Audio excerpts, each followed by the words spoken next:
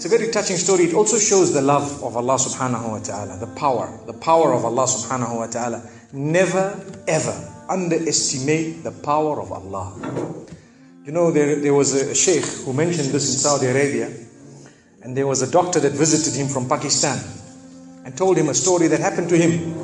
So he says, what happened to me? He says, the doctor who's speaking is a top neurologist, one of the top doctors in Pakistan, or, you know, a very, very good doctor, very hard to meet.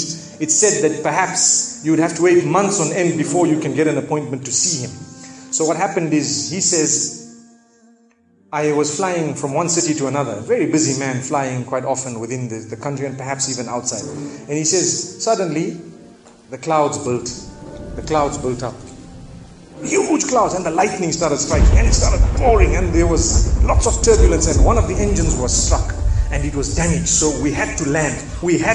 And so what happened is, the landing was at a nearby little airport or a little strip and so on. And when they landed there, it was a remote area. How are you going to repair this aircraft? A few people who were on it, it was a small plane, they were, quite surprised because they landed it in such a remote place. No one's there to repair it. They would have to wait, definitely. So the doctor asks the captain or the pilot that, you know what, how long are you going to be? He says, no, we're going to be quite long. Well, I need to get to that area. Look, he says, it's just a 3-hour drive by vehicle. So why don't you just go by road? And you can go there and get there. He says, okay, good idea, because this is going to take long.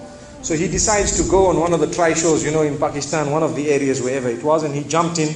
And as they started progressing, the clouds built again.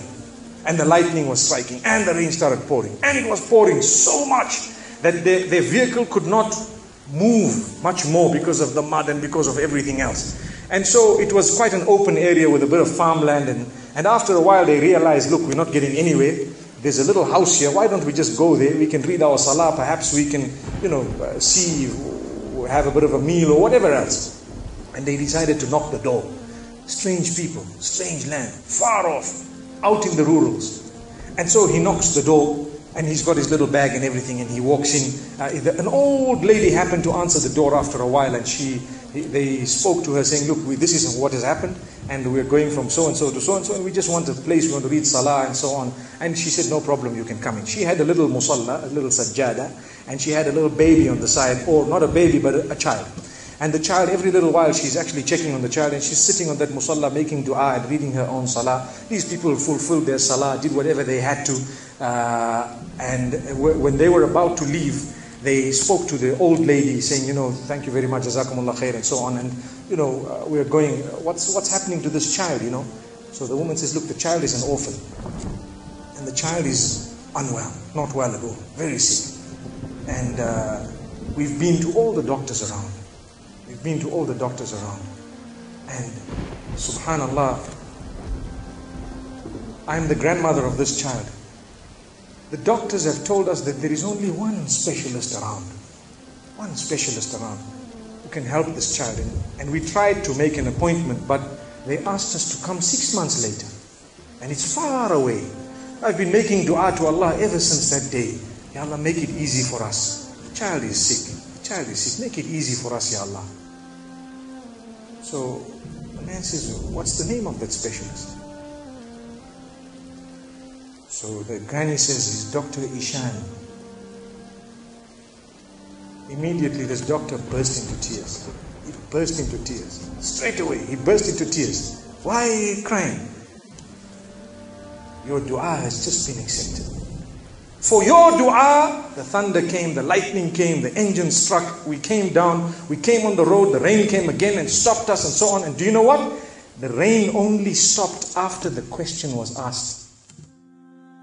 Now it happened. And now the woman starts crying. Subhanallah. And the doctor himself is telling the story, saying, that was me. It happened to me, he says.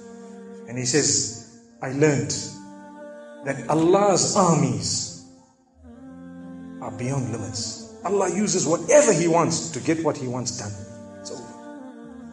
Where in the wildest of the dreams of this person would they have felt or believed that the top man, whom it is semi-impossible to see without big appointments, would actually be driven all the way to the door, knock the door, come in here, read some salah, and they would have to serve the child here. Amazing. Wallahi, it brings tears to the eyes. But the reason I share it with you, every one of us has needs for Allah subhanahu wa ta'ala. Just keep calling. Just have yaqeen. Have conviction. If it is meant, it will definitely come in your direction. You know, we use the term by hook or crook, but I don't want to use that today. I want to tell you, by the mercy and power of Allah subhanahu wa ta'ala, it will happen. It will come to pass. May Allah subhanahu wa ta'ala bless us. May He open our doors. May He grant us all shifa. And may He make us firm believers that for Him, nothing is impossible. Wa sallallahu wa sallama wa baraka ala nabina Muhammad.